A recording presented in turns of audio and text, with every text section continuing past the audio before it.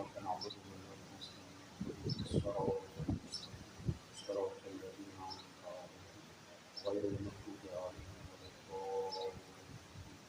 بسم الله الرحمن الرحيم. قل هو الله أحد الله الصمد لم يلد ولم يولد ولم يكن له كفوا أحد. درود پڑھ لیجیے گا محمد وعلى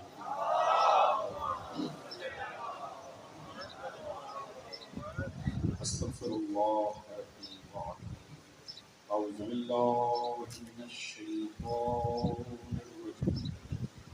بسم الله الرحمن الرحيم. الحمد لله الذي لم يتخذ صاحبا ولا ولدا ولم يكن له شريك في الملك ولم يكن له ولي من الذل وكبره تكبيرا.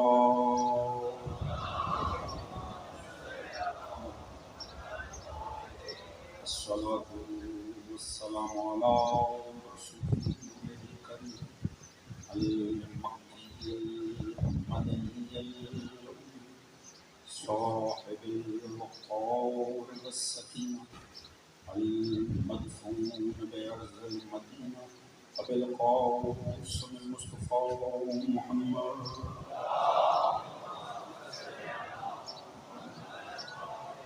وعلى آله الطيبين الطاهرين المظلومين المعصومين الذين عذب الله عنهم الرجس وطهرهم تطهيرا.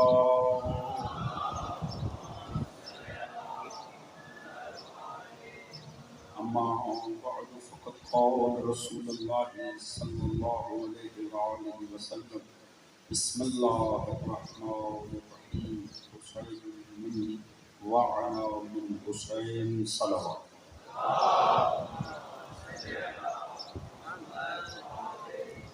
دعا کرتے کائنات کا صدقہ ذکر محمد و آل محمد اس پر شہزا کا بچھایا جانا منتظمین کی کاوش آپ مومنین کی شرکت پروردگار اپنی بارگاہ عالی میں قبول منظور فرمائے.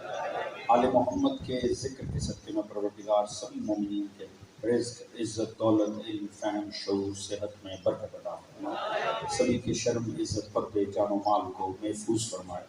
جن دوستوں نے جن بہنوں نے حکم کیا ہے مختلف دعاؤں کے لیے پروردگار تو مقلب القلوب والابصار ہے ان سبھی دعاؤں کو بے حق محمد و آل محمد قبول و منظور فرمائے. پروردگار مومنین جہاں کو آپس میں اتفاق اتحاد پیار محبت خلوص قوت مودت کی دولت عطا فرمائے. ہم سب کو سیرت محمد و آل محمد پڑھنے سمجھنے اپنی ذات اور گھرانے میں نافذ کرنے کی توفیق عطا فرمائے. اس دین آل محمد کو اس عشق آل محمد کو اس مبدت و عزائے آل محمد کو تا صبح قیامت ہماری نسلوں میں جاری مساعد فرما. امام زمانہ علیہ السلام کا ظہور جل فرما. ہم سب کو معصوم کی سپاہ میں شمار فرما. ہمارا خاتمہ بالحق بالخیر دین محمد و آل محمد پر قرار فرما اور آخرت میں سبھی مرحومین سمیت ہم سب کو شفاعت محمد و آل محمد سے بہرہ مند فرما. ایک آواز بلند درود پڑھ لیں محمد و آل محمد.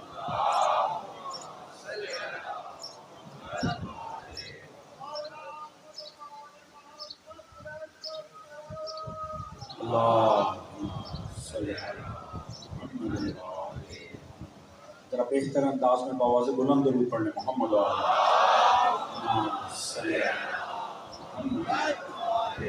محمد. اجازت ہے جی بات کا آغاز کیا. حضرات سامعین امام علی مقام امام حسین علیہ السلام وارث انبیاء یہ اس عنوان کے تحت آج کی ہماری ساتویں نشست ہے جو گزشتہ تقاریر میں آپ حضرات کے سامنے میں نے اپنی آرائز پیش کی. یقیناً اس کا کوئی نہ کوئی خاکہ آپ کے ذہنوں میں محفوظ ہوگا. ہم نے دیکھا کہ امام علی مقام معصوم نے وارث آدم کرا مگر معاملہ یہ ہے کہ آدم کو جو نام فضیلت دلا رہا ہے وہ نام حسین ابن علی کا. وارث قرار دیا نوح کا مگر فرق مد نظر رہے.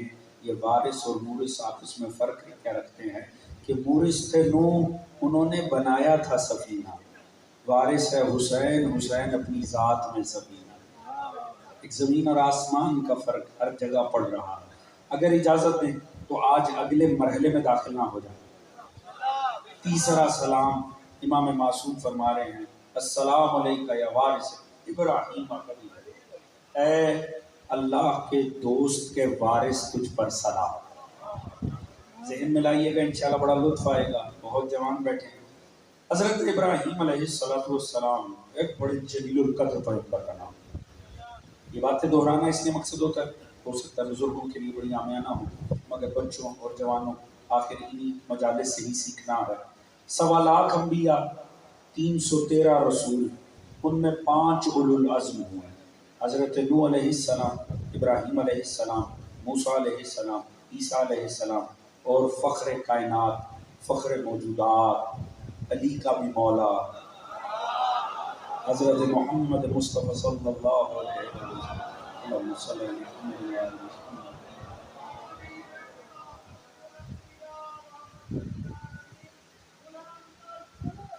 اللہ بعد سرکار ختمی مرتبت کائنات کی افضل ترین ہستی اللہ نے سرکار مصطفیٰ کو قرار دیا.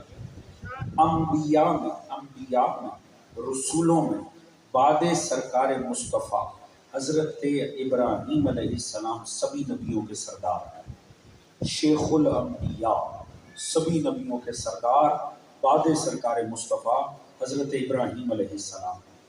معاملہ یہ ہے اتنی جلیل القدر ہستی ہے کہ اس وقت جتنے آسمانی مذاہب ہیں وہ سبھی اپنے آپ کو حضرت ابراہیم کا وارث قرار دیتے ہیں، چاہے وہ یہود ہوں، چاہے نصارہ ہوں، چاہے مسلمان. بلکہ یہ معاملہ ہو گیا جب آیات آنی شروع ہوئی، پیغمبر نے حضرت ابراہیم کے متعلق بتانا شروع کیا اور یہ فرمایا کہ میں تسلسل ہوں شریعت ابراہیمی کا، میں حضرت ابراہیم کے تسلسل میں آیا ہوں. تو مسلمانوں نے جا کے نصارہ اور یہود کے سامنے یہ باتیں شروع کی کہ حضرت ابراہیم یہ فرماتے تھے، حضرت ابراہیم یہ کرتے تھے، ہمارے رسول کے جد ابراہیم کا یہ معاملہ تھا. تو نصارہ نے کہا رک جاؤ مسلمانوں، تم کیوں ابراہیم کا ذکر کر رہے ہو؟ ابراہیم تو ہمارے جد تھے، تمہیں کہاں سے ہاتھ مل گیا ان کا ذکر کرنے کا؟ وہ تو ہمارے تھے. جب یہود کے آگے ذکر کیا مسلمانوں نے، یہود نے کہا تم کیوں گفتگو کر رہے ہو ابراہیم بارے؟ تمہارے کیا لگتے تھے ابراہیم تو ہمارے تھے. توجہ فرما رہے ہیں. نصارہ نے کہا ہمارے تھے، یہود نے کہا ہمارے تھے. جب مسلمان بڑے پریشان ہوئے، صحابہ بڑے پریشان ہوئے کہ جب ان کے سامنے ابراہیم کا ذکر کرتے ہیں تو وہ کہتے ہیں تم نہ کرو، وہ تو ہمارے تھے. پروردگار نے فرمایا ما کان ابراہیم یہودی ولا نصرانی ولکن کان حنیفا مسلما. ابراہیم نہ یہودی تھے نہ عیسائی تھے، وہ تو حنیف مسلمان تھے. میں سادگی سے پہلا جملہ عرض کروں گا اور آپ کی طبیعت اور مزاج دیکھوں گا. نصارہ کا اصرار تھا ہمارے ہیں، یہود کا اصرار تھا ہمارے ہیں. اسلام نے کہا نہ تمہارے ہیں نہ تمہارے ہیں، وہ تو ہمارے ہیں. سادگی سے بالغ فکر افراد کے لیے جملہ عرض کروں گا. حضور اگر شخصیت میں دم ہونا تو تلوار سے نہیں منانی پڑتی. ہر کوئی یہ چاہتا ہے ہم میں قرار پائے. توجہ ہے جی. اگر شخصیت میں دم ہو تو تلواروں سے منوائی نہیں جاتی. شخصیت ہی ایسی باکمال ہونی چاہیے کہ ہر کوئی تڑپے کہ خود میں شمار کر لے. چلے میں توجہ کے لیے جملہ عرض کروں گا. آپ نے دیکھا نہیں، یہ تو علی کے غلاموں میں بھی مظہر ملتا ہے. جب سلمان کو صحابہ نے دیکھا تو مہاجروں نے کہا ہمارے ہیں، انصار نے کہا ہمارے ہیں، مصطفیٰ نے کہا نہ تمہارے ہیں نہ تمہارے ہیں، منا اہل البیت وہ تو ہمارے ہیں. توجہ فرما رہے ہیں دوستو. شخصیت میں دم ہونا چاہیے حضور. لہذا حضرت ابراہیم اتنی باکمال شخصیت. پروردگار نے فرمایا اِنَّ ابراہیم کان امۃ. ابراہیم اپنی ذات میں امت تھے. قانتٌ للہ حنیفا. وہ اللہ رب العزت نے انہیں قطعاً ایسا نہیں ہے کہ یہود و نصارہ میں وہ شمار ہو سکتے ہیں. ما یکن من المشرکین، وہ بالکل بھی مشرکوں میں سے نہیں تھے. ہم نے فرمایا وہ حنیف مسلمان تھے. مگر یہ جو اعزاز حضرت ابراہیم کو ملا، دیکھیں مورث کی عظمت سمجھ میں آئے گی تو وارث کے جلوے سمجھ میں آئیں گے. ہے نا تو جو آپ دوستوں کی اللہ نے کسی نبی کو اس کی ذات میں امت قرار نہیں دیا. ابراہیم کا مقام کیا ہوگا، منزلت کیا ہوگی، ہیں تنہا مگر پوری امت. یعنی پوری امت نمازیں پڑھے تو تنہا ابراہیم مصلی پہ کھڑے ہو برابر.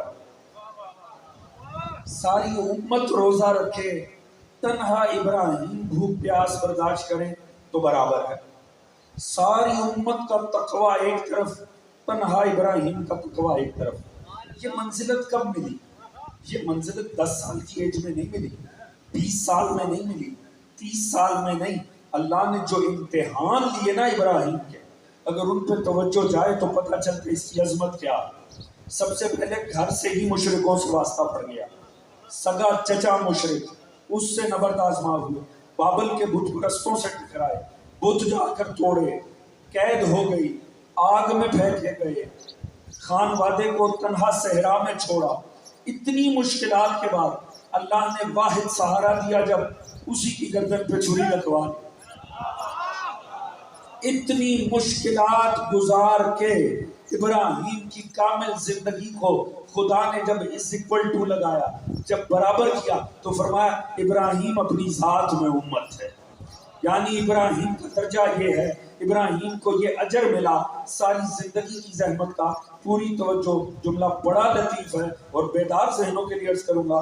پوری زندگی کا یہ اجر ملا. اب ساری امت عبادت کرے ایک طرف ہے، تنہا ابراہیم کی عبادت ایک طرف ہے. ساری امت کی ریاضت ایک طرف ہے، تنہا ابراہیم کی ایک طرف ہے. ساری زندگی کی محنت کے بعد ابراہیم اس درجے پر پہنچتے ہیں کہ تنہا اپنی ذات میں امت بنتے ہیں. میں کیسے نہ وارث مصطفیٰ علی کو 1.25 لاکھ نبیوں سے بعد مصطفیٰ افضل کہوں کہ ابراہیم جو بعد مصطفیٰ تھے ساری زندگی کی محنت کے بعد ایک امت کہلائے. اور علی وہ ہے جس کی ایک ضرب امت نہیں ثقلین کی عبادت میں بھاری آ گئی ہے.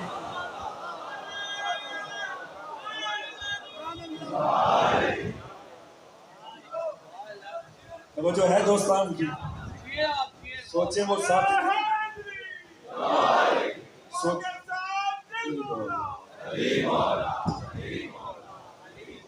جو فرمائی دوستان نے جناب ابراہیم کو اللہ نے درجہ دیا ہے تو خدا ہی بہتر جانتا ہے جس کی ضرب ثقلین کی عبادت میں بھاری ہو. علی کی زندگی کی بات نہیں کی مصطفیٰ نے، ایک ضرب کی ہے جس کی ضرب کی برابری ثقلین کی عبادت پہ بھاری ہے. اس کا سجدہ کیا ہوگا؟ جو فرمانے اللہ جانے علی کی زندگی کی برابری کون کر سکتا ہے. یوں ہی نہیں مولا امیر نے ضرب کھا کے محفوظ تو ورب الکعبہ. تو جو ہے جی علی جیسا کامیاب دنیا میں گزرا ہی کوئی نہیں ہے دوستوں. تو حضور جناب ابراہیم علیہ السلام ابتدا کہاں سے ہوئی؟ اور اللہ نے ابراہیم کا ذکر، مجھے بڑا لطف آتا ہے اس آیت میں سورہ مریم سے. اللہ نے جب جناب ابراہیم کا آغاز کیا فرمایا وَاذْكُرُوا فِي الْكِتَابِ إِبْرَاهِيمَ إِنَّهُ كَانَ صِدِّيقًا نَبِيًّا. ذکر کرو میرے ابراہیم کا، وہ صدیق نبی تھے. تو جو ہے جی ذکر کرو. یہ آیت کیا اس دور میں صحابہ کے لیے تھی؟ نہیں، آج بھی ہے نا. اس کا مطلب ہے آج بھی حکم قرآن ہے ذکر کرو ابراہیم کا، وہ صدیق نبی تھے. آج سے 100 سال بعد بھی یہ آیت حکم کا درجہ رکھے گی صبح قیامت تک. چلیں ایک بات تو پتہ چل گئی، از روح قرآن سچوں کا ذکر کرنا تقاضائے خدا ہے. مشیت الہی کا تقاضا ہے صبح قیامت تک سچوں کا ذکر کیا جائے. اچھا اب معاملہ کہاں سے خراب ہوا؟ گھر سے خراب ہوا. اس قال لأبيه یا ما لا تعبد، بابا کیوں عبادت کرے؟ بابا کسے کہا یہاں مد نظر ہے، تفاسیر کا اختلاف. عالم اسلام میں آپ کا چچا آزر تھا جو اسے باپ تصور کیا جاتا ہے. مکتب آل محمد نے بتایا، ائمہ آل محمد نے بتایا آزر چچا تھا، طارق باپ تھے، آزر چچا تھا. احتراماً اسے بابا قرار دیا کیونکہ رہتے اس کے گھر میں تھے، بابا نہیں تھے سب. چونکہ چچا تھا لہٰذا اسے احتراماً بابا کہتے تھے. سادگی سے ایک جملہ عرض کروں گا، میں نے پہلے عرض کیا جس جملے کا مجھے زیادہ لطف رہے میں اس میں زور نہیں لگاتا، میں چاہتا ہوں فہم مومن اس سے لطف اندوز ہوں۔ حضور ہمارے ائمہ نے ہمیں شعور دیا ہے، ہمیں شعور دیا ہے، کافروں کی اولادیں نبی نہیں بنتے۔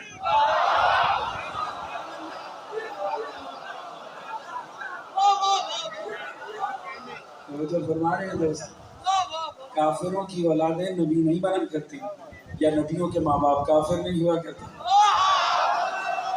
توجہ ہے تو اگر کسی کے لیے احتمال بھی کرنا ہونا، اگر کوئی نبی ہوتا، اگر اوپر ایمان ہی نہیں ہے تو مر کے بھی نہ ہوتا۔ توجہ فرما رہے ہیں، بیدار ہوتے یا علی، توجہ فرما رہے ہیں، توجہ فرما رہے ہیں دوستان، انشاءاللہ جا کے سنیں گے تو لطف رہے گا۔ تو حضور ہوا کیا؟ کہا کیوں عبادت کرتے ما لا یسمع ولا یبصر ولا یغنی عنک شیئا، کیوں چچا ایسوں کی عبادت ہی کیوں کرتے ہو؟ نہ سنتے نہ دیکھتے، اور اگر میں آپ کے لاہور کی زبان میں ترجمہ کروں نا ولا یغنی عنک شیئا کا، تو اس کا ترجمہ بنتا ہے اور جو ٹکے کا فائدہ نہیں دیتا۔ توجہ فرما رہی، یعنی کسی تو یہی ترجمہ بنتا ہے۔ ہاں اگر میں اپنی لوکل ہم سلینگ زبان میں بات کریں تو ٹکے کا فائدہ نہیں دیتے۔ دیکھیں ابراہیم ہے نا، مصطفیٰ تو آپ کے تسلسل میں آئے ہیں، ہم سب کے جد ابراہیم ہیں۔ ابراہیم شعور دے رہے ہیں ایسے بے حصوں کو مت مانا کرو جو موقع پہ کام نہ آئے۔ اللہ تعالیٰ دوست فرما رہے ہیں سلام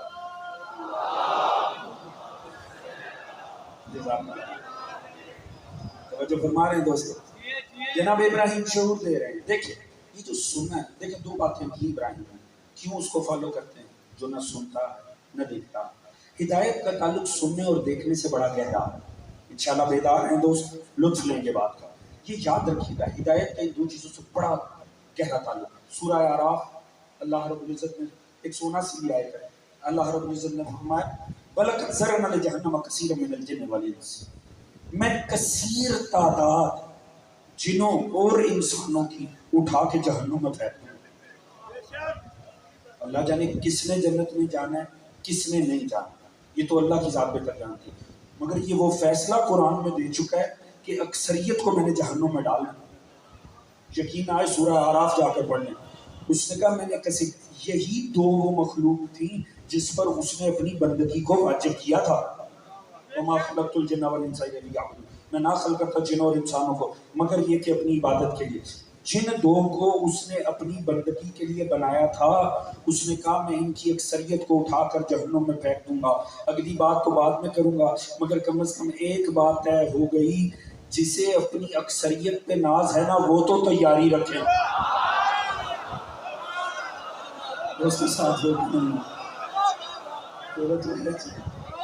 ہو سکتے نا کسی کو اپنی اکثریت کے اوپر ہی غلط رہے، پروردگار نے فرمایا مطمئن ہو وَلَقَدْ ذَرَأْنَا لِجَهَنَّمَ كَثِيرًا مِنَ الْجِنِّ وَالْإِنسِ، کیوں یا اللہ اتنی پیاری مخلوق تو جہنم میں پھینک دے گا، ان سے تو نے بندگی کروانی تھی، انہیں جھکانا تھا۔ فرمایا لَهُمْ قُلُوبٌ لَا يَفْقَهُونَ بِهَا، انہیں غور کرنے والی عقلیں تھیں انہوں نے غور نہیں کیا۔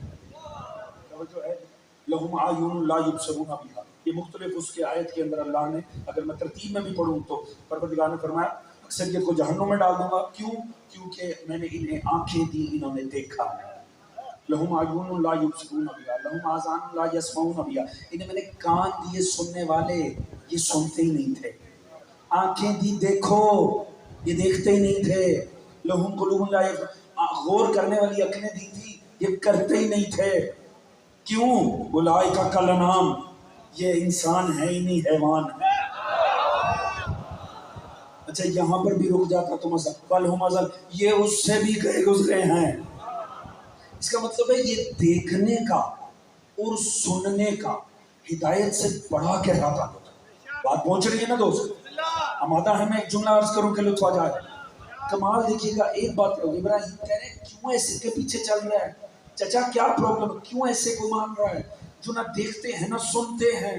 اللہ نے کہا میں نے یہ دو حصے تمہیں ایسے دی ہیں، یہ دو حصے ایسی ہیں کہ یہ ہدایت کے لیے ہے، دیکھنا اور سننا۔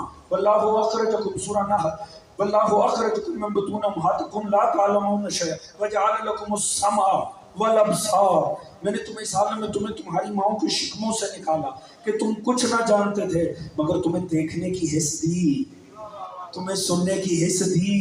اس کا مطلب ہے ہدایت کا ان دو سے تعلق ہے۔ لطف آئے اگر میں بات پہنچا سکوں، میری خطابت میں کمی ہوگی، آپ کے معیار سماعت میں نہ ہوگی، خدا کرے بات پہنچ جائے۔ اس کا مطلب ہے ہدایت تبھی تمام ہوگی جب اس شان سے ہو کہ دیکھنے والے دیکھ بھی لیں، سننے والے سن بھی لیں۔ یاد رکھیں مسجد مدینہ کی چٹائی پر بیٹھ کر بھی رسول فرما سکتے تھے میرا بھائی میرا وارث اور مولا ہے، اسی لیے تو اعلانوں کا منبر بنایا اور کھڑے ہو کر کہا من کن تو مولا ہو، دیکھنے والوں دیکھ بھی لو، سننے والوں سن لو۔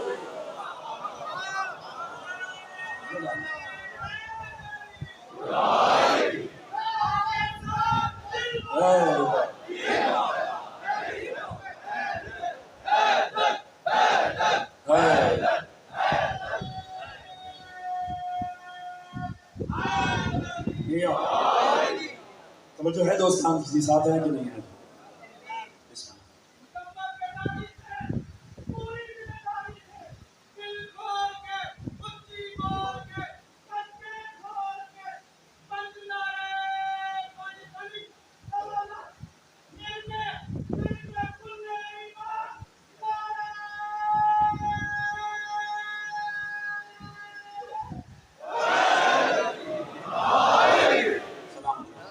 وہ جو فرمائے دوستان، اسی لیے فلانوں کا منبر بنایا، جس کے کان کام نہیں کرتے اس کی آنکھیں دیکھ لیں۔ وہ جو ہے دوستان حضور لہذا اچھا اب جناب ابراہیم بڑی مسئلہ ہے حضور، جس چچا کے گھر میں ہیں وہی کافر ہے، وہی مشرک ہے۔ اچھا سادہ مشرک بھی نہیں ہے، بزنس ہی شرک ہے، وہ بت بنا کے بیچتا تھا۔ کیا خدا ساز چچا تھا ابراہیم؟ توجہ ہے جی، لہٰذا بزنس ہی ہے تھا۔ تو انہوں نے کہا بیٹا بس چلیے، آپ ابلاغ کیوں کر رہے ہیں مجھے کہ ایسوں کو کیوں مانتے ہو، یہ ابلاغ اپنے پاس رکھیں، یہ بت پکڑیں اور جا کے بیچیں۔ توجہ ہے جی، چلیں بزنس شروع کریں۔ اب سوچئے اللہ کا نمائندہ، اللہ کا پیغمبر، اور زندگی کی فرسٹ جاب کیا ملی؟ بت بیچنے ہے۔ توجہ فرما رہے جی۔ اچھا وہ بھی اللہ کے نبی تھے، انہوں نے کہا ٹھیک ہے چچا مسئلے کو نہیں، صبح لے کے جاب شروع، انشاءاللہ کما کے لے کر آؤں گا۔ کیا صبح؟ اب چچا تو مطمئن ہو کر چلا گیا بت بنانے کے لیے، پکڑا کے بیچو۔ ابراہیم نے کچھ رسیاں لی، بتوں کے پاؤں میں باندھی، رسیاں رکھی کندھے کے اوپر اور گھسیٹتے ہوئے سڑک پہ جا رہے ہیں۔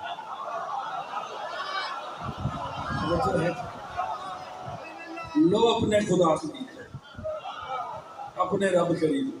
اچھا اب ابراہیم کا بھی کمال دیکھ، گھسیٹتے ہوئے لے کر جا رہے ہیں، لوگوں کا پریشانی یہ ہو کیا رہا ہے، یہ منظر کیا بنا۔ اچھا گھسیٹتے وہاں پانی کا، یہ تفاصیل میں بڑے لطیف واقعات ہیں، وہاں پانی کی ندی تھی، اس کے کنارے لے گئے گھسیٹ کے ان کو بیچ میں، تھک گئے ہو گئے پانی پی لو۔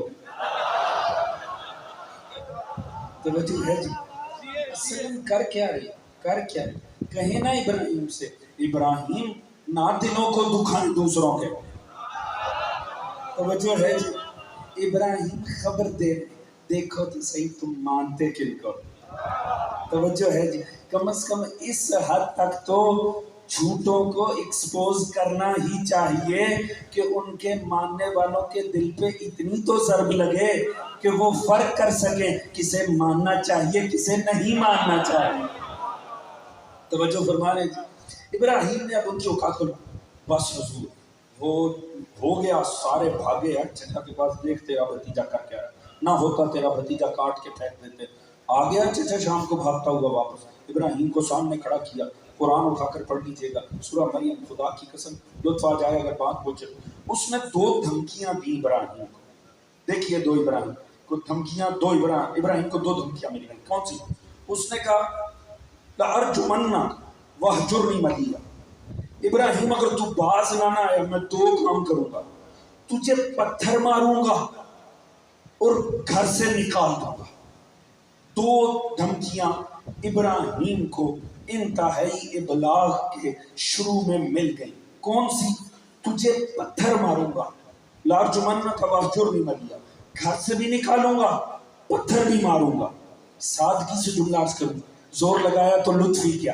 ایک بات تو طے ہو گئی، اگر نبی کافر چچا کے گھر پلے نا، جس سے عقیدہ نہ ملے، تو وہ گھر سے نکالتا ہے، پالتا نہیں ہے. سلامت رہو. یہ ذوق سماعت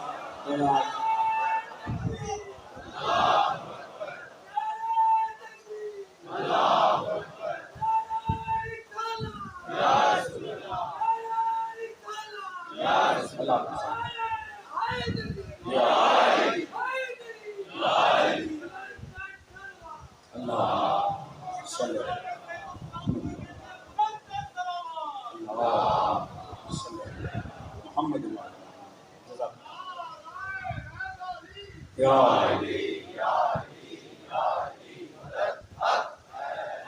توجہ فرما رہے ہیں دوستان. مگر دیکھیں ابھی تو ایک آپ نے ایک دھمکی پہ اتنا لطف لے لیا تو دوسری کہاں جائے گی؟ دوسری کا اس سے بھی بڑھ کر لطف آئے گا. اس نے کہا میں دو کام کروں گا، ایک یہ کہ گھر سے نکال دوں، دوسرا یہ کہ پتھر ماروں گا.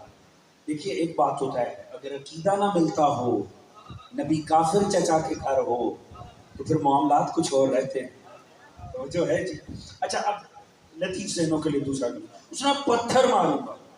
اچھا یہاں بہت سے ایسے دوست بیٹھے ہوں گے جنہوں نے کبھی نہ کبھی، کیونکہ مومن ہے نا، کبھی نہ کہیں نہ کہیں حق کی خاطر پتھر ضرور کھائے ہوں گے.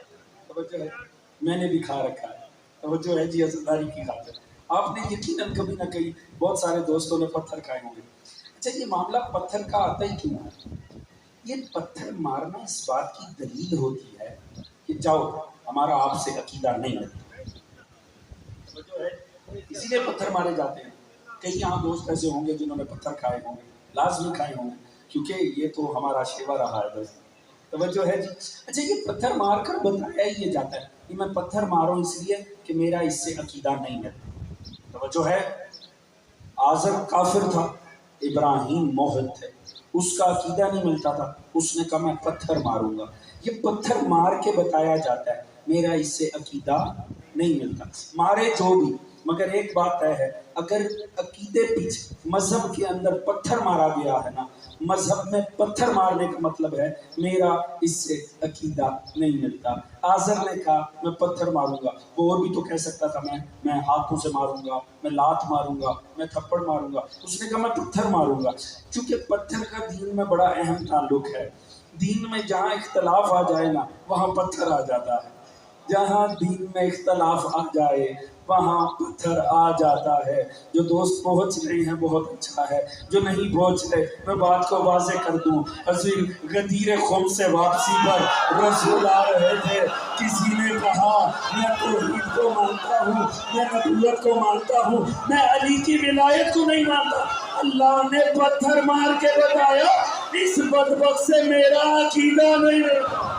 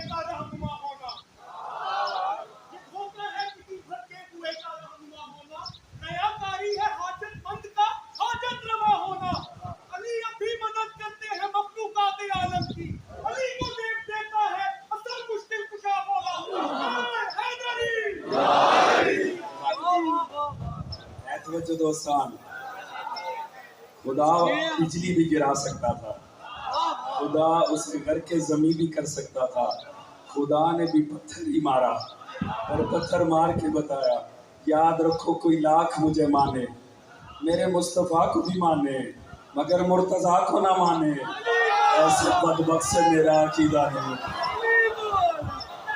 سلامت کریے دوست توجہ.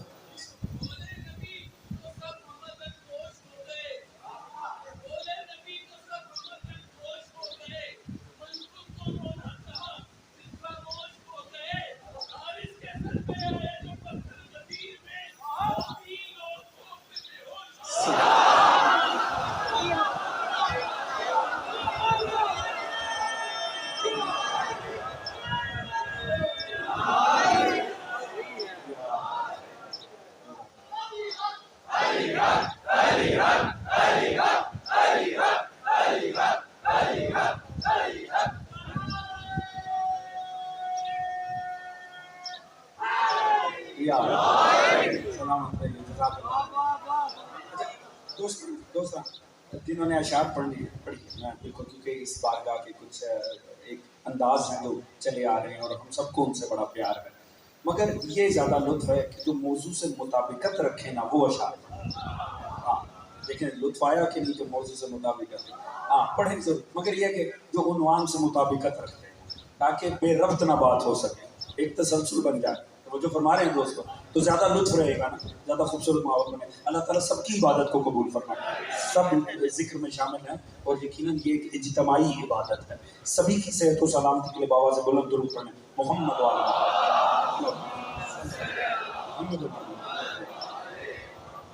اچھا دوستو اب معاملہ آگے بڑھاتے ہیں وقت بہت تیزی سے آگے بڑھ رہا ہے. تو معاملہ کیا ہوا کہ جناب ابراہیم علیہ السلام کو گھر سے نکال دیا. آپ نے کہا مسئلہ کوئی نہیں ہے اور جا کے بابل کے بت پرستوں سے. اب معاملہ یہ ہے کہ اگر میں اس طرف سے بات کو آگے بڑھاؤں گا تو میرے پاس وقت اتنا ہی مختصر رہ جائے گا مگر کسی نتیجے پہ آج میں نے اس کو جانا اس لیے میں کہیں اور بات کو نکلا. موقع کہاں ملا ابراہیم کو سب سے پہلے پورے معاشرے کو ہلا دینے کا. موضوع ذہن میں رہے حسین وارث انبیاء ابراہیم موقع کی تلاش میں تھے. دیکھیں یہ اہل اللہ کا کمال ہوتا ہے وہ جب بھی کوئی کام کرتے ہیں نا اتنی شدت سے کرتے ہیں کہ اس کا اثر پورے معاشرے میں پھیلے. موقع ملا عید کا دن آیا. عید کا دن آیا سبھی نے عید منانے اپنے رواج کے مطابق باہر جانا تھا. انہیں باہر جانا تھا اور مقدر خراب ہو گئے ان کے خداؤں کے. جو ہے ابراہیم علیہ السلام کو موقع مل گیا وہ سارے گئے باہر. ابراہیم گئے بت خانے میں. اب دیکھا کہ چھوٹے بت بڑے بت لمبے بت توجہ ہے بت ہی بت ہر سائز کا بت ہر شکل کا بت ہر قسم کا بت.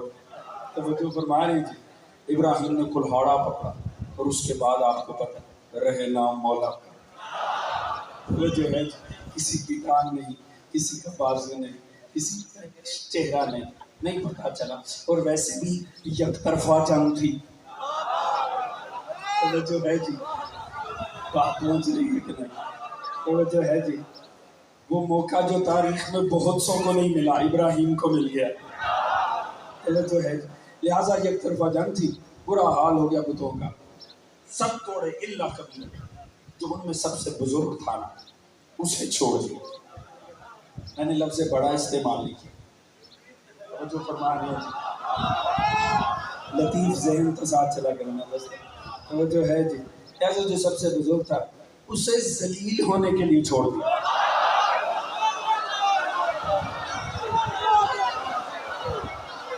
سلامت یہ معیار سماعت توجہ ہے. بڑی تیزی سے گزرا نہیں تو رک کے لطف میں ہوتا حضور کیا کلہاڑا اس کے رکھ دیا کندھے پہ یرجعون تاکہ یہ لوگ اس پہ پلٹیں اس کے پاس آئیں. اور جب رکھا نا اب جب آئے تو اللہ اکبر سوچ سکتے ہیں کیا حالت ہوئی کیا وحشت مچی ہوگی کیا چیخیں بلند ہوئی ہوں گی کیا مسئلے خراب ہوئے ہوں گے. جب آئے دیکھا کسی کی ٹانگ نہیں کسی کا سر نہیں کسی کا بازو نہیں ساری رب ان کے سارے جھوٹے خدا شہید ہو چکے ہیں. ایک ہے جو ہے کہا یہ کیا کس ظالم نے؟ اور جو لفظ استعمال کیا یہ لفظ میں نے اپنی طرف سے نہیں کیا، قرآن اٹھا کے انہ لمن الظالمین، بڑا ہی کوئی ظالموں میں سے ہے جس نے یہ کیا۔ تو جو ہے وہ کسی نے کہا وہ ایک ہی ہے جسے پرابلم ہے، توجہ ہے جی، اسے ہی ہر وقت مسئلہ رہتا تھا، وہی پہلے بھی توہین کرتا تھا۔ وہ جو ایک ہے نا یہ نہیں ٹکتے، توجہ ہے جی، ان کا کوئی علاج کرو، وہ ایک جو نا وہ نہیں بات، انہی کو مسئلہ تھا، وہی ہو سکتا ہے، وہی ہو سکتا ہے۔ ساروں نے آپ پکڑ لیا حضرت ابراہیم علیہ السلام کو، لے آئے بت خانے، یہ کس نے کیا؟ فرمایا مجھ سے کیا پوچھتے، مجھ سے کیوں پوچھ رہے، تمہارے بڑے نے کیا۔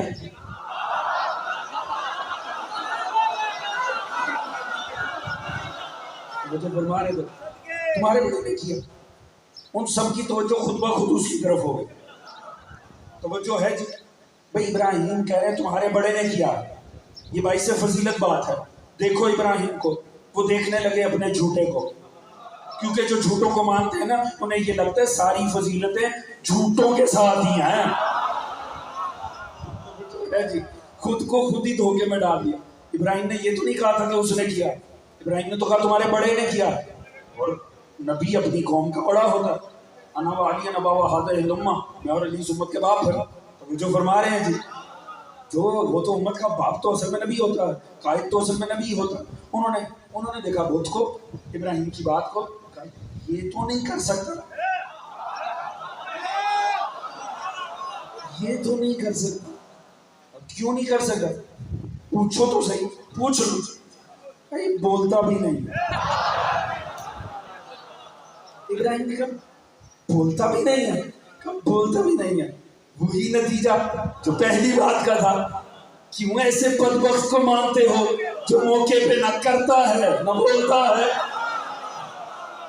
توجہ ہے دوستان، اب ایک دم ہوا کہ ابراہیم نے کیا، ابراہیم نے نا ان کے ذہن کو ٹھوکر ماری ہے تاکہ وہ بیدار ہوں، وہ سوچیں ہم واقعی کیا کر رہے ہیں۔ ایک منٹ کے لیے رک جانا دوستو، ابراہیم کو کسی نے خط لکھ کے بلایا تھا کہ آپ بتوں کو توڑ دیں؟ توجہ ہے جی، نہیں نا، اپنا فریضہ سمجھ کے اٹھے۔ یہ اہل اللہ کو شوق ہوتا ہے بڑھ بڑھ کے مسائل کو گلے لگانے کا۔ توجہ ہے جی، پہلے دن میں نے عرض کیا کربلا کی تفسیریں دنیا نے کی اور ذہنوں میں بٹھا دیا جاہلوں نے کہ حسین تو اس لیے آئے کہ خط لکھے گئے تھے۔ حضور خط لکھ کے بلائیں گے دنیا حسین کو؟ کیا دنیا زیادہ بہتر جانتی ہے کہ امام کا فریضہ کیا ہے، یا امام خود جانتا ہے؟ یاد رکھیں باطل کو گرانے کے لیے حق والا بلانے پر نہیں آتا، فریضہ سمجھ کے آتا ہے۔ پہنچ رہی ہے دوستو؟ اسی لیے میں نے عرض کیا تھا امام علی مقام سمجھ میں نہیں آئیں گے جب تک مورد سمجھے نہیں جائیں گے۔ جنہیں نبی سمجھ نہیں آئے انہیں حسین سمجھ نہیں آ سکتا۔ ابراہیم خود آگے بڑھے، بے عین ہی امام کو خط نہیں لکھ کے اٹھایا گیا۔ امام جب تک مدینے میں تھے کون سا خط آیا؟ عالم اسلام کی ساری تاریخیں بتاتی ہیں جب امام مکہ میں تھے 20,000 خط جمع ہو گیا۔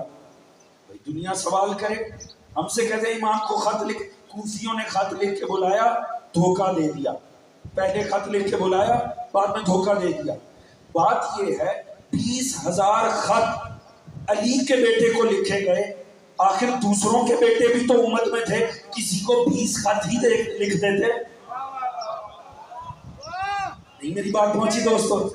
بھئی کسی کو تو 20 خط بھی نہیں لکھے، علی کے بیٹے کو 20,000۔ وجہ خط لکھ کے نہیں اٹھایا امام کو، اٹھے ہوئے امام کو خط لکھ کے بلایا ہے۔ بڑی سادگی سے بہت بڑا جملہ کیا دوستو، تاریخ اس میں سم اپ کر رہا ہوں آپ کے لیے۔ اصل میں میدان میں حسین کھڑے تھے، حسین خود بت یزید کو توڑنے کے لیے میدان میں کھڑے تھے۔ کوفیوں نے بلایا ہے اٹھے ہوئے امام کو، امام کو خط لکھ کر نہیں اٹھایا۔ اور دنیا یہ کہتی ہے چونکہ کوفی شیعہ تھے، شیعوں نے خط لکھ کے بلایا اور پھر دھوکہ دے کر مار دیا، بعد میں دغا کر گئے۔ جاؤ ان کے خط ہی پڑھ لو، تاریخ تبری، سواد اعظم کی معروف تاریخ، اس میں خط لکھے، متن لکھے ان خطوط کے، خطوط کے متن کا ایک جملہ لکھے، میں واپس پڑھ لوں، پوری توجہ، ایک جملہ عرض کروں گا. لکھا فرزند رسول آ جاؤ، آ جاؤ، کھیتیاں تیار ہیں، لشکر تیار ہیں، تلواریں آمادہ ہیں، ہم پوری طرح آمادہ ہیں، ہم نے یزید کی بیعت کے قلادے گردنوں سے اتار دیے ہیں، اب آ جاؤ، ہمارا کوئی امام نہیں ہے. بات سن لی؟ یہ کہنے والے کہ کوفی شیعہ تھے، صرف اتنی سی زحمت کریں، اردو بازار چلے جائیں، جو سب سے چھوٹی شیعہ عقائد کی کتاب ہونا وہ لے کے اسے پڑھ لیں، آپ کو پتہ چلے شیعہ کسے کہتے ہیں. میرے ساتھ ہے کہ نہیں دوست؟ شیعت کا بنیادی عقیدہ ہے دنیا ایک لمحے کے لیے بھی حجت خدا سے خالی نہیں رہتی، اور یہ 12 امام سارے بلا فصل ہیں، ہم ایک امام کے بعد دوسرے امام کے درمیان ایک سیکنڈ کا فرق نہیں رکھتے. توجہ ہے جی؟ اس واقعے سے 10 سال پہلے امام حسن دنیا سے گئے، اس کا مطلب ہے 61 ہجری میں جتنا شیعہ عرب میں رہ رہا تھا، حسین کو ان کا امام بنے 10 سال گزر چکے تھے. اللہ جانے بات پوچھی کیوں نہیں؟ تو جو 61 ہجری میں حسین کو یہ کہہ کر بلائیں کہ ہم نے یزید کی بیعت کے قلادے گردن سے نکال دیے ہیں، آ جاؤ، ہمارا کوئی امام نہیں ہے، تو جن کا کوئی امام نہ ہو انہیں امامیہ میں تلاش نہ کیجئے، انہیں اپنے مکتب میں تلاش کیجئے. وہ جو فرما رہے ہیں دوستو، حضور حسین کو کسی نے خط لکھ کر نہیں بلایا. یہ نہیں ہے کہ خط نہ آتے تو حسین نہ جاتے، حسین خود بت شکن کا نام ہے، حسین وارث ہے ابراہیم کا نام ہے. ابراہیم کسی کے بلانے پر نہیں کر رہے تھے، اولیاء خدا کو دعوت حق نہیں دینی ہوتی، ان کی دعوت حق پہ لبیک کہنا ہوتا ہے. توجہ فرما رہے ہیں جی؟ ابراہیم نے گرائے سارے بت، ہوا کیا؟ ابراہیم قید ہو گئے، ابراہیم قید ہو گئے، وہ سارے بت واپس آ گئے. وہ جس کی ٹانگ ٹوٹی تھی ٹانگ جوڑی گئی، جس کا بازو ٹوٹا تھا بازو جوڑا گیا، جس کی گردن توڑی تھی، توجہ ہے دوستو، اس کی گردن جوڑی گئی. میں کہتا ہوں ابراہیم کیا فائدہ لیا اتنی زحمت کر کے؟ آپ نے اتنی زحمت کی، آپ نے اتنے بت توڑے، سارے ہی واپس آ گئے. ہے توجہ دوستوں کی؟ لطیف جملہ عرض کرنا چاہتا، ابراہیم وہ تو واپس آ گئے، تو فائدہ ہی کیا ہوا اتنی ریاضت کا؟ پھر آپ کو قید بھی ہو گئی، پھر آپ کو نمرود کے سامنے پیش بھی کیا گیا. یقیناً ابراہیم فرمائیں گے دیکھو دیکھو، بعد میں مصطفیٰ کو آنا ہے، میرے ہی تسلسل میں آنا ہے، ابھی امامت الہیہ کا آغاز ہونے جا رہا ہے، میں اس کی ابتدا میں زمانے والوں کو بتا رہا ہوں، دنیا والوں پہچان لو، امام انہیں نہیں کہتے جن کی زندگی کا بیشتر حصہ بتوں کو سجدے میں گزرے، امام بت شکنوں کو کہتے ہیں، بت پرستوں کو نہیں کہتے. تھک تو نہیں گیا دوستو؟ توجہ ہے دوستوں کی؟ ابراہیم کو لے کے نمرود کے سامنے، یہ وہ ہے جس نے یہ ظلم کیا. نمرود نے کہا اچھا، قال حرقوه وانصروا آلہتکم ان کنتم فاعلین، کہا ایسا کرو اسے جلا دو اور اس طرح اپنے الہوں کی نصرت کرو اگر کر سکتے ہو تو. توجہ ہے جی؟ حیف ہے ایسے جھوٹوں پر جنہیں مان کے اپنی مدد کی بجائے الٹا ان کی کرنی پڑ جائے. تھک تو نہیں گئے دوست؟ توجہ ہے جی؟ میرا ساتھ دیجیے گا، لطف آئے گا. اس نے کہا جلا دو. تعجب کی بات ہے، نمرود بات کر ابراہیم سے، آخر ابراہیم کے دلائل سنو، اپنے دلائل دو. کہا نہیں نہیں، جلا دو جلا دو. ایک بات تو طے ہے، جو نمرود جیسے ملعون ہونا انہیں پتہ ہے معصوم سے مذاکرات کرو تو ذلیل ہو جائیں گے، وہ بس آگ لے کر جلانے معصوم کو آ جاتا ہے. توجہ ہے جی؟ کیونکہ پتہ ہے معصوم سے منطق کی صورت گفتگو نہیں ہو سکتی، دلائل کی صورت گفتگو نہیں ہو سکتی. اب سمجھ میں آیا؟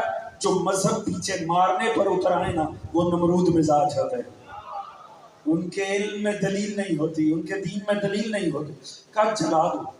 چلو جی، تیاری شروع ہو گئی، پوری قوم نے حصہ دیا، پوری قوم لکڑیاں جمع کرنے کا حکم ملا. ایک نہیں 2 دن، کتنا عرصہ لکڑی اکٹھی ہوئی. पूरी कौम सवाब समझ के लकड़ी इकट्ठी कर रही थी कि इब्राहिम को जलाना है।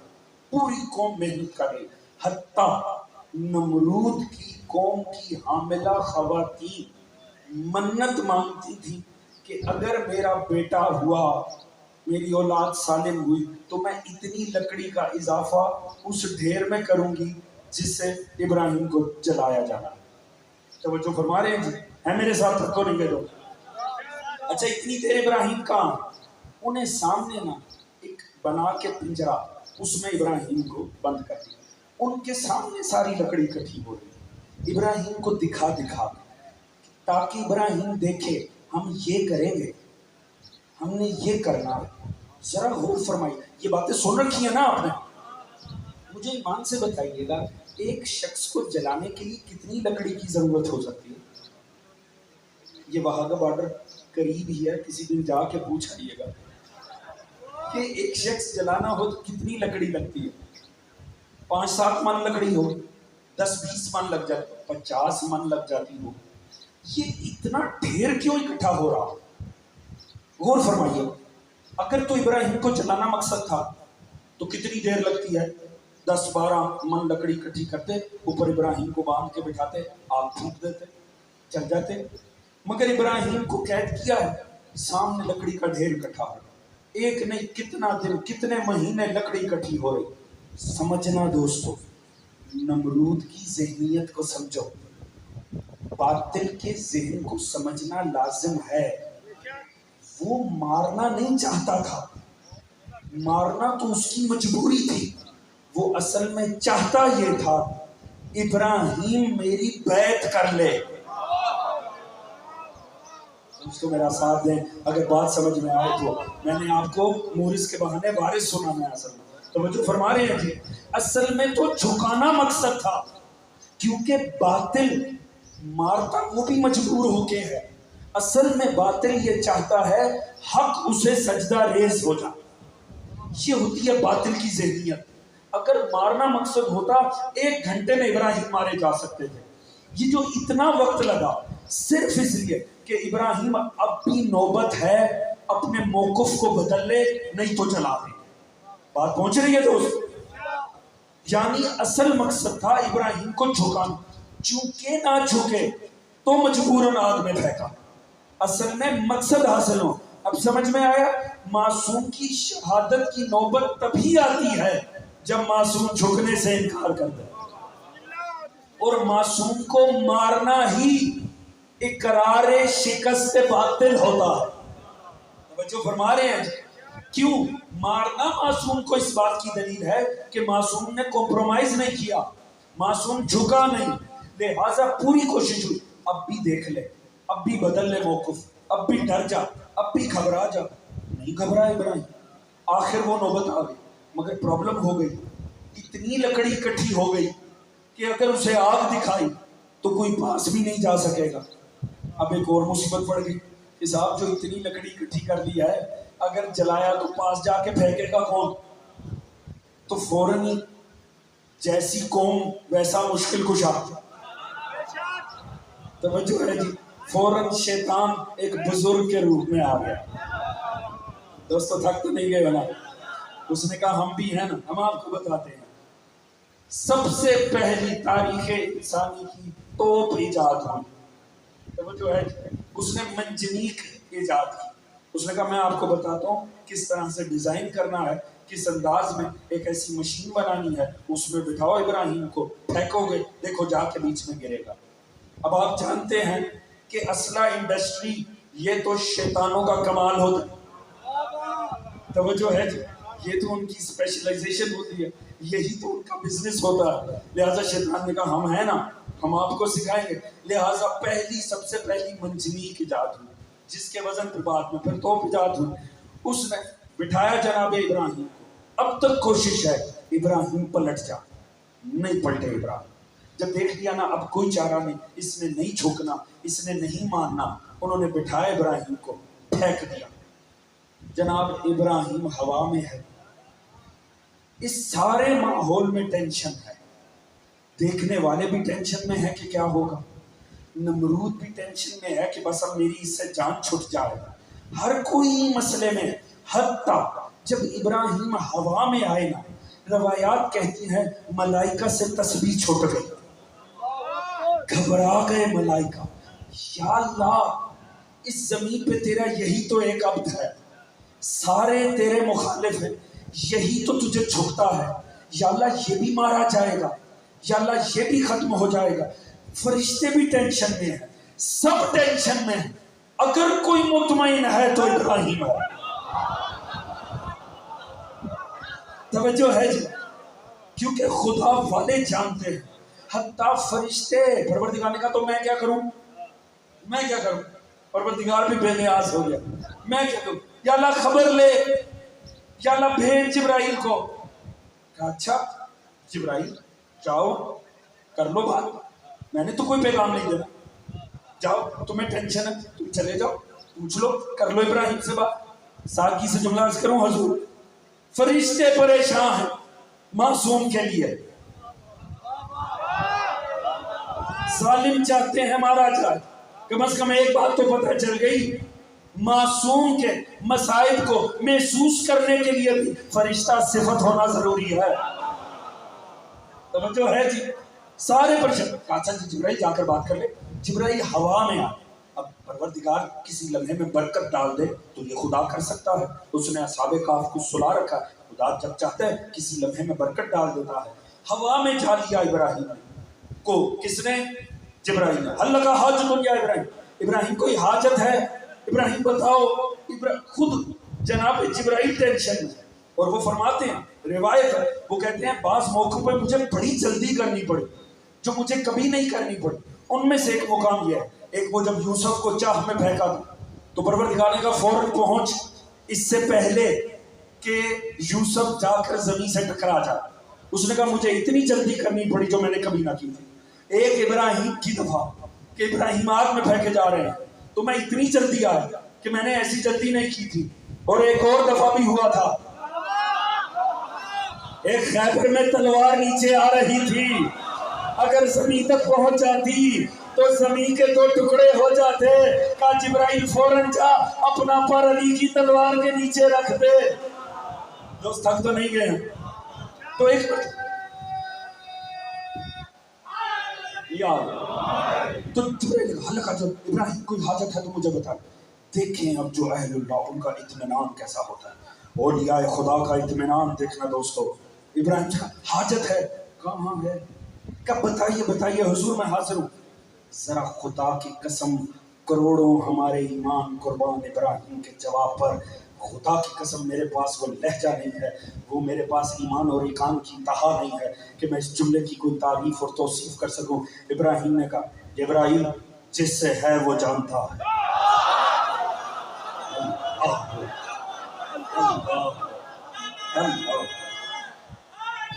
यार दोस्तों, सारा मुआशरा परेशान। आके मदीने में इमाम से कहा जा रहा है ना जाएं ना जाएं। कूफियों ने बाप को भी धोखा दिया था, भाई को भी धोखा दिया था। कोई कजन आकर कह रहा है मौला ना जाएं, कोई रिश्तेदार आकर कह रहा है, कोई अहले मोहल्ला में से कोई, सारे टेंशन में है। मुतमईन है तो हुसैन इब्ने अली है। तवज्जो है जी, ये औलियाए खुदा की शान होती है। उन्हें मशवरे नहीं चाहिए होते, नुसरत चाहिए होती है। सारा जमाना आपको ये बताएगा फुलां ने भी मशवरा दिया था, फुलां ने भी मशवरा दिया था। एक काने हुसैन को समझना है, जाओ कोई एक झूठी रिवायत बना कर लाओ, किसी से हुसैन ने भी मशवरा लिया हो, मुझे जाना चाहिए कि नहीं। तवज्जो है जी, मोरे समझोगे तो बारे समझ में आएगा। हजूर इब्राहिम का यकीन देखो, क्या इब्राहिम हाँ जिब्राइल हाजत है, जिससे है वो जानता है। हजूर समझिएगा, पूरी बात को समझ कर जवानों साथ देना है। अब तक खुदा ने बीच में दखल नहीं दिया था। इब्राहिम को गिरफ्तार किया गया, अल्लाह का नुमाइंदा था, खुदा ने कुछ नहीं किया। कैद सजाए मौत में बदली, अल्लाह ने कुछ नहीं किया। मंजनीक तैयार हुई, लकड़ी इकट्ठी हुई, खुदा ने कुछ नहीं किया। है तो बच्चों मेरे साथ के नहीं दोस्तों, खुदा ने कहीं बीच में इंटरफेयर नहीं किया। नमरूद जो करता तू कर, नमरूद करता रहा, खुदा कुछ नहीं बोला। حتیٰ ابراہیم کو منجنیق پہ بٹھا دیا، اللہ نے کچھ نہیں کیا۔ خدا چاہتا بارش برساتا، ساری آگ بجھ جاتی۔ خدا ہوا کو اشارہ کرتا، ساری ہوا لے جاتی۔ خدا اشارہ کرتا، دریا حد کو چھوڑتا، ساری لکڑی بہہ جاتی۔ خدا نے کچھ نہیں کیا، خدا نے دخل نہیں دیا۔ جو نمرود چاہتا رہا وہ ہوتا رہا، جب تک کہ ابراہیم کی زبان پہ یہ جملہ نہیں آ گیا، جس سے کام ہے وہ جانتا ہے، جس سے حاجت۔ جب یہاں ابراہیم نے کہا نا، وہ خدا جو اب تک دخل نہیں دے رہا تھا، خدا نے کہا بس امتحان کامل ہوا، ابراہیم تم کامیاب ہو گئے۔ میں تو تیرا یقین دیکھ رہا تھا، میں تو تیرا ایقان دیکھ رہا تھا۔ ابراہیم تو نہ جھکا، تو نہ ڈرا، تو نہ پیچھے ہٹا۔ بس اللہ نے کیا کیا؟ خدا نے پھر بتایا، دنیا والوں ذرا سی بات پہ گھبرا کے خدا کا دامن چھوڑ کے عارضی سہارے تھام لینے والوں، سنو میری شان کیا ہے۔ میں علی کل شیء قدیر ہوں۔ یا نارو کونی برتن وسلام علی ابراہیم، اے آگ، اے آگ، رہ آگ، رہ آگ، ٹھنڈی پڑ جا۔ توجہ ہے دوستو؟ اور سلامتی بن جا ابراہیم کے لیے۔ میں کہتا ہوں کمال ہے اس کے علی کل شیء قدیر ہونے کی۔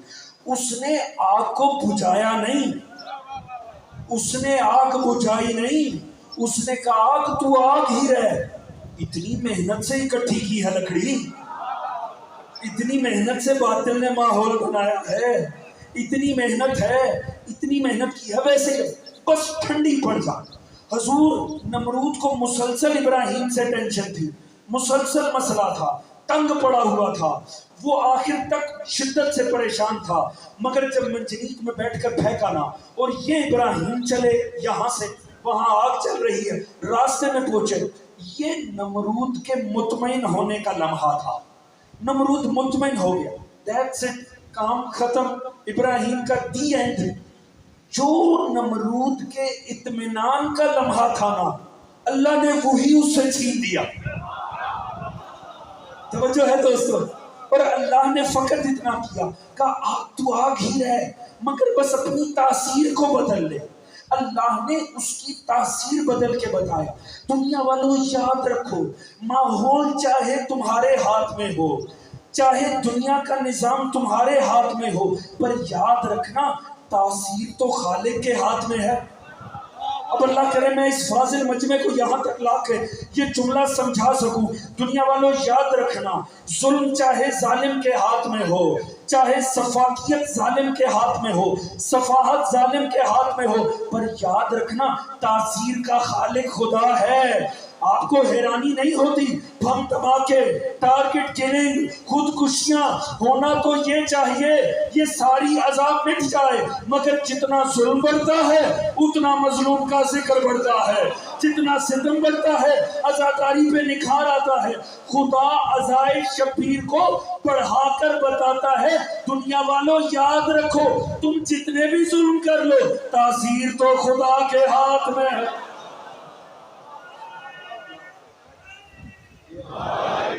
توجہ فرما رہے دوستو، تاثیر ہمیشہ خالق کے ہاتھ میں۔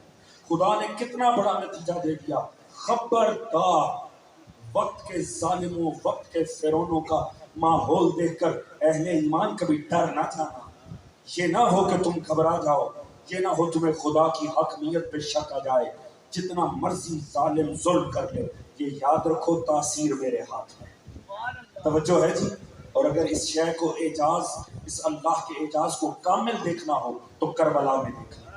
ہونا تو یہ چاہیے تھا مظلوم مٹ جاتے، مگر کمال دیکھیں، جو مظلوم تھا وہ سربلند ہے، جو ظالم تھا وہ ذلیل ہے۔ جو ہے جی، یاد رکھنا اہل ایمان، اللہ کے اوپر سے کبھی بے ایمان نہ ہوئے، خدا پر کبھی بے اعتبار نہ ہونا۔ جس خدا نے ابراہیم کو مٹنے نہیں دیا، جس نے حسین ابن علی کا ذکر نہیں مٹنے دیا، آپ کی اور میری تو حیثیت ہی کچھ نہیں ہے خدا کے سامنے۔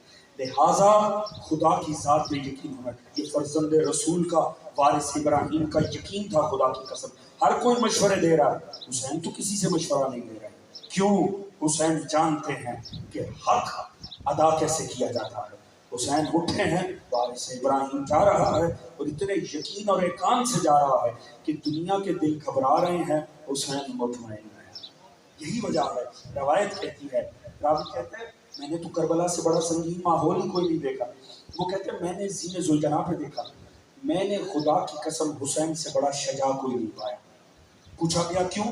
اس نے کہا میں نے دیکھا کربلا میں اتنے مشکل ماحول میں امام کے چہرے پہ ایک سکون تھا، وہ گھبرا گیا وہ سکون دیکھ کے. اس نے کہا فرزند رسول اتنے مشکل ماحول میں چہرہ اتنا مطمئن. وہ کہتے ہیں امام نے وہی جو ابراہیم نے اطمینان سے جبرائیل کو کہا، انتہائی اطمینان سے امام نے فرمایا سن یہ ہمارا بگاڑ ہی کیا سکتے ہیں. اس نے کہا فرزند رسول اتنا مشکل میدان ہر طرف سے گھیرا، اپنے ہیں شہید ہو رہے ہیں. امام نے فرمایا سن یہ زیادہ سے زیادہ ہماری جان دے سکتے ہیں، اس سے زیادہ تو یہ کچھ نہیں کر سکتے. یاد رکھ موت کچھ نہیں، ایک پل ہے، ان کے لیے بھی ہمارے لیے بھی، انہیں اٹھا کے جہنم میں پھینک دے گی، ہمیں ہماری جنت میں لے جائے گا. یہ اطمینان حق کے اوپر، یہ وراثت حسین ابن علی. یہی وجہ ہے حالات خراب ہوتے ہیں، حالات شہر کے خراب ہوں، ماں بچے کو باہر نہیں جانے دیتی، مسئلہ حسین کے جلوس کا آ جائے گھر میں رہنے نہیں دیتی. توجہ فرما رہے، وجہ یہ اطمینان ہے، یہ ایقان کبھی آ ہی نہیں سکتا جب تک وابستگی حسین کے در سے نہ ہو جائے. دوستو آج 7 محرم ہو گئے، آج کسی مسائل کے پڑھنے کی ضرورت نہیں، آج کے بعد سکینہ پیاسی ہو جائے، آج کے بعد العطش العطش کی صدائیں کربلا میں بلند. ہائے قسمت آل محمد کی.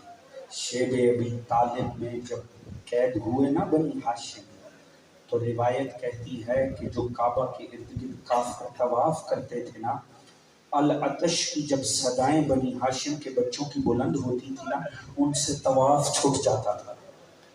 شیب ابی طالب سے لے کر کربلا تک منظر نہیں بدلا، پیاسے رہے تو بچے آل محمد کے. دنیا کی کوئی تہذیب بچوں پہ ظلم گوارا نہیں کرتی، مگر جو آل محمد کے بچوں کے ساتھ ہوا نا، یہ اس بات کی دلیل ہے حسین کا دشمن مسلمان چھوڑے انسان بھی نہیں تھا. کیا ظلم ہے دنیا سوچے، یہ نہ دیکھے ہم رو رہے ہیں دھاڑے مار رہے ہیں، ہمارے رونے پر اعتراض نہ کرے، سوچے اس امت کے لشکر کے جانور پانی پی رہے تھے، پیاسی آل تھی مصطفیٰ کی. اور یہ 7 محرم پانی بند ہونے کی تاریخ ہے. اور جانتے ہیں نا آج کس شہزادے کا مسائل ہے؟ آج آپ کو پتہ ہے نا کس شہزادے کا؟ آج ایک یتیم کا مسائل ہے. اکبر یتیم تو نہ تھے، اونو محمد یتیم تو نہ تھے، حضور اصغر یتیم تو نہ تھے. یہ آج اس کا مسائل ہے جو یتیم ہے، آج یتیم حسن کا مسائل ہے. آج بڑا رونا بنتا ہے خدا کی قسم. آج کا پرسہ جہاں مولا حسین کو ہے وہاں مولا حسن کو بھی ہے. آئے چلے میرے ساتھ مدینے کا سفر کرتے ہیں. دوستو امام حسن کو زہر مل چکی ہے، علی زادہ تڑپ رہا ہے بستر کے اوپر. ایک مرتبہ جگر تھام کے کہا فروا میرے قاسم کو اٹھا کر، جناب فروا ننے سے قاسم کو لے کر آئیں. ایک مرتبہ میرے مولا نے کہا فروا میرا سینہ جل رہا ہے، میرا سینہ جل رہا ہے، میرے قاسم کو میرے سینے پہ لٹا دو. جب لٹایا نا امام مطمئن ہو گئے کہ مجھے سکون مل رہا ہے. قاسم تڑپ کے کھڑا ہو گیا، تڑپ کے کھڑا ہوا. چھوٹا سا قاسم تھا مگر زبان بے زبانی میں بھی یہ کہا اماں کون سی جلتی جگہ پر لٹا دیا. ایک مرتبہ تڑپ کے کھڑا ہو گیا. میرے مولا نے آخری مرتبہ قاسم کو سینے سے لگایا اور ایک عجب کام کیا. امام نے اپنی جیب میں ہاتھ ڈالا، مولا حسن مجتبیٰ نے ایک تعویذ نکالا اور وہ تعویذ نکال کر مولا قاسم کے ایک مرتبہ بازو پہ باندھ دیا اور کہا فروا یہ میری وصیت ہے، یہی میری امانت ہے جو میں قاسم کے بازو پہ باندھ رہا ہوں، بس اسے کبھی کھولنا نہیں ہے. کب کھولنا ہے؟ فرمایا کبھی اگر زندگی میں کوئی ایسا موقع آ جائے جب کوئی چارہ نہ بن پڑے، جب کچھ سمجھ میں نہ آئے، بس کہیں ایسی اگر صورتحال بن گئی بس تب کھولنا، اس سے پہلے کبھی نہ کھولنا۔ بس حضور مولا حسن دنیا چھوڑ گئے، یہ عادت تھی ماں کی، جب بھی کوئی لباس بدلا قاسم کا، مگر وہ تعویذ قاسم کو باندھ دیا۔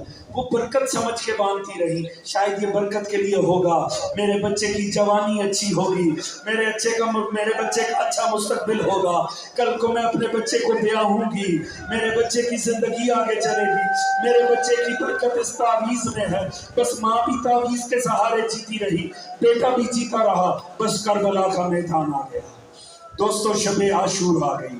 ایک مرتبہ شب عاشور میں قاسم کو سامنے بٹھایا، کہا بیٹا قاسم میرا آل محمد سے کوئی خاندان کا تعلق تو ہے نہیں، بیٹا میں سادات کے گھرانے سے ہوں نہیں، بیٹا میرا تو ان سے تعلق ہی تیرے وسیلے سے ہے، بیٹا میں چاہتی ہوں میں اپنی آقا زادی جناب زہرا کے سامنے تیرے وسیلے سے سرخرو ہو جا، لہٰذا بیٹا مجھے بڑا ڈر ہے یہ نہ ہو کل کربلا کا میدان سجے اور میرا بیٹا چونکہ میں باہر سے آئی ہوں نا، میں بنی ہاشم سے تو ہوں نہیں، میں تو باہر کے گھرانے سے آئی ہوں، میرے لال یہ نہ ہو کل جب تیر و تبر چلے تو تیرے قدم پیچھے چلے جائے، تو گھبرا جائے، تو خیمے سے پیچھے چلا جائے، یہ نہ ہو تو جا کر نا ماموں سے پوچھ، اور جا کر پوچھ اپنے چچا سے پوچھ لے تاکہ مجھے اطمینان ہو جائے، پوچھ لے چچا کیا کل کے شہیدوں میں میرا نام ہے؟ بس حضور امام نماز پڑھ رہے تھے، اتنے میں امام کو محسوس ہوا میرے دائیں جانب کوئی آ کے بیٹھا ہے۔ امام نے نماز تمام کی، ذرا دیکھا کہ ننھا قاسم آ کر بیٹھا ہوا ہے۔ کہا میرے شہزادے کیا بات ہے؟ کہا چچا بس ایک سوال کرنا تھا، چچا زیادہ وقت نہیں لوں گا، آپ محو عبادت ہیں، بس ایک سوال کا جواب دے دیں، بس اتنا بتا دیں چچا کیا کل کے شہیدوں میں میرا نام ہے؟ دوستو قاسم نے صرف اپنی بات کی تھی، جو جواب مظلوم نے دیا نا اس نے 13 سے 14 سالہ بنی ہاشم کی غیرت کے حامل قاسم کو تڑپا دیا۔ کہا میرے لال تیرا تو کیا کل کے شہیدوں میں ننھے اصغر کا بھی نام۔ دوستو اتنا سننا تھا، قاسم کی غیرت کو گوارا نہ ہوا، کیونکہ قاسم نے سوچا اصغر تو میدان میں جا ہی نہیں سکتا، اگر اصغر نے شہید ہونا اس کا مطلب ہے کوئی لعین ہمارے پردہ داروں کے خیمے میں آئے گا۔ ایک مرتبہ قاسم تڑپ کے کھڑا ہوا، کہا چچا کیا یہ ظالم ہمارے خیموں میں آ جائیں گے؟ قاسم کی غیرت ہے، میں کہتا ہوں ہائے غیرت سید سجاد، جب 13 سال کا قاسم یہ برداشت نہیں کر سکتا، ہائے میرا مولا سجاد کیسے چادریں لٹتی ہوئی دے۔ اجرکم اللہ ان صداؤں پہ رحم کرے، ان آہوں کو بلند کرے، ان سسکیوں پہ خدا رحم کرے، ان آنسوؤں کو رومال زہرا کا حصہ کرا۔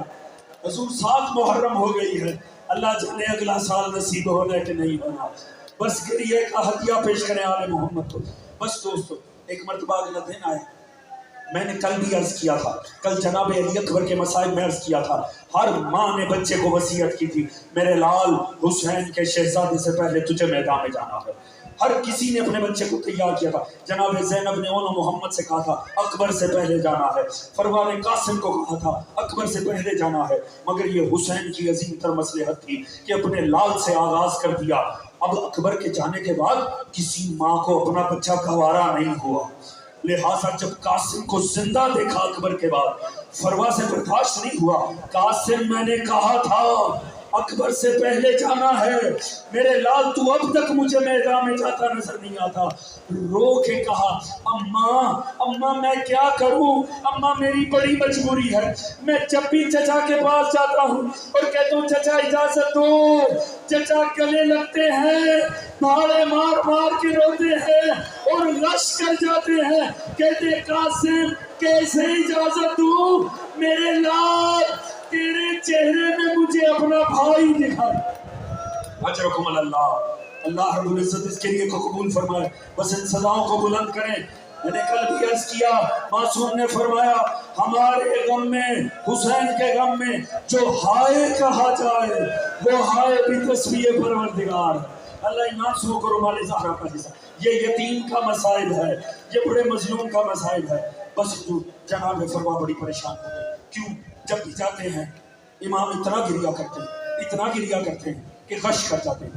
ہر کسی کی شہادت میں نا کچھ الگ ضرور موجود ہے. جناب قاسم کے معاملے میں یہ آپ پڑھیں گے مقتل کی روایتوں میں کہ امام کے سامنے جب بھی قاسم آیا نا امام غش کر گئے. یہ جناب قاسم کے مسائل کی خصوصیت ہے کہ مولا حسین سے جب بھی اجازت ہے اس نے شہادت لیا امام غش کر جاتے تھے. قاسم کو گلے لگا کے اتنا روتے تھے غش کر جاتے تھے. بڑا مسئلہ ہو گیا, دونوں کا مسئلہ بن گیا. ماں بیٹا آ کر خیمے کے باہر بیٹھ گئے, دونوں نے رونا شروع کر دیا.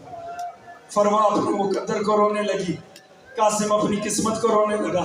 دونوں کریا کر رہے تھے شاید ہماری شہادت کربلا میں نہیں لکھی. بڑا کریا کر ایک دم سے ماں کو خیال آیا, ہاں میرے آقا نے وصیت کی تھی, ہاں میرے سید و سردار نے کہا تھا کہ جب کوئی ایسی نوبت آ جائے, جب کچھ سمجھ نہ آئے اور کچھ ایسا زندگی, تب تعویذ کھولنا. کہا بیٹا قاسم آج یہ تعویذ کھولنے کا موقع ہے. وہ جو تیرے بابا نے کہہ کے باندھا تھا, چل تعویذ کھولتے ہیں. تعویذ کھولا, تحریر پڑھی, دونوں خوش ہو گئے. تاریخ کہتی ہے دونوں راضی ہو گئے, دونوں بڑے خوش ہوئے. ایک مرتبہ تحریر پکڑی, ماں نے قاسم کا ہاتھ پکڑا, مظلوم کربلا کے سامنے آئے. کم مرضی آپ کی, جو حکم کرو گے وہی کریں گے. ذرا یہ تحریر پڑھ لیجئے. میرے مولا تحریر پڑھتے جاتے ہیں, حسین کی حالت خراب ہوتی جاتی ہے. لکھا تھا بھیا حسین کربلا کے میدان میں تو نہیں ہوں گا, مگر میرا قاسم میرا حصہ ہوگا, اسے اجازت دے دینا. تحریر پڑھی, مولا کا رخ مدینے کی طرف ہو گیا. کہا بھیا بڑا شکریہ, آپ نے اس حالت میں اپنے غریب بھائی کو یاد رکھا. اجرکم اللہ تعالیٰ ان بلند ہوتیاں پہ رحم کرے. اللہ تعالیٰ آل محمد کے غم کے سوا ان رونے والوں کو کوئی غم نہ دے. ان آنسوؤں کو, ان جوانوں کے آنسوؤں کو اللہ رومال زہرا کا حصہ بنا دے. اپنی آنکھوں کو بلند کرے, یہی موقع آل محمد کو فرصہ دینے کا. حضور ایک مرتبہ میرا مولا مجبور ہو گیا, مگر اب اجازت تو دینا ہی تھی. شکریہ ادا کیا اپنے امیر بھائی کا جس نے یاد رکھا غریب بھائی کو. ایک مرتبہ قاسم کو سجایا. خدا کی قسم قاسم اتنا حسین تھا فروا کا چاند. جب تیار ہو کے سامنے آیا نا, دیکھ قاسم کو نہیں تھی علی کی بیٹیاں, مگر کسی نے ہائے قاسم نہیں, قاسم کو دیکھا جب تیار, ہائے حسن کہہ کے ماتم شروع. واہ حسنا کا نوحہ بلند ہوا, بہو امام حسن. ایسے لگا حسن کربلا میں آ گئے ہیں. واہ حسنا کہہ کے بیویوں نے ماتم کیا. اتنا ننھا تھا شہزادہ قاسم کہ اٹھا کر سوار کروایا حسن. اتنے ننھے تھے جناب قاسم کہ اٹھا کر سوار کروایا سین پہ. اور میرے سینے میں تن نہیں ہے, میں جلد زحمت تمام کروں. کہا جا میرے لال اللہ کے حوالے. مگر جب بھیجا تو خود بھی ٹیلے پر آ گئے, کیونکہ برداشت نہیں ہو رہی تھی قاسم کی جدائی. چاہتے تھے جہاں سے قاسم گزرے میری نکاح رہے. یہاں قاسم میدان میں گیا, مظلوم ٹیلے پر آ گئے اور مائیں بیٹھ گئی اپنی جھولیاں اٹھا کر, کیونکہ اتنا حسین چاند. میں نے روایت پڑھی, خدا کی قسم اتنا حسین تھے یتیم حسن کہ جب لشکر کے سامنے آئے نا تو لشکر اشقیا اپنی عبائیں اپنے چہرے پہ ڈال کر یہ کہہ کے رونے لگے, ہیں حسین اتنا غریب ہو گیا, حسین اتنا غریب ہے, اتنا حسین چاند مرنے کے لیے بھیج دیا. اتنا حسین تھا فروا کا چاند کہ ظالم بھی رونے لگے. بس اس کے بعد جا کر حیدر کرار کے پوتے نے جنگ شروع کی. اور کیا جنگ تھی, خدا کی قسم ازدک شامی کے 7 بیٹوں کو کاٹ ڈالا قاسم نے. دنیا حیران رہ گئی. پسرے صاحب نے کہا ملونو تم سے ایک بچے پہ کنٹرول نہیں ہو رہا, ایک بچہ تم پہ حاوی ہو گیا. انہوں نے کہا کیا کریں, بچہ ہے مگر حیدر کرار کا پوتا ہے. انہوں نے کہا ایسے نہیں مارا جائے گا, اس طرح نہ لڑو اس سے, ایک ایک کر کے بھیجو گے یہ سارے کاٹ پھینکے گا. کیا کریں, کہا گھیرا ڈال لو قاسم, چاروں طرف سے گھیرا ڈالو, قریب کوئی نہ جائے. تو کیا کریں, کہا پتھر اٹھا کے مارو قاسم. بچہ کتنی دیر سنبھل سکے گا؟ بس پتھر اٹھا کے مارنے شروع کیے۔ قاسم کبھی یہاں سے سر کو تھامتے ہیں، کبھی یہاں سے چہرے کو تھامتے ہیں۔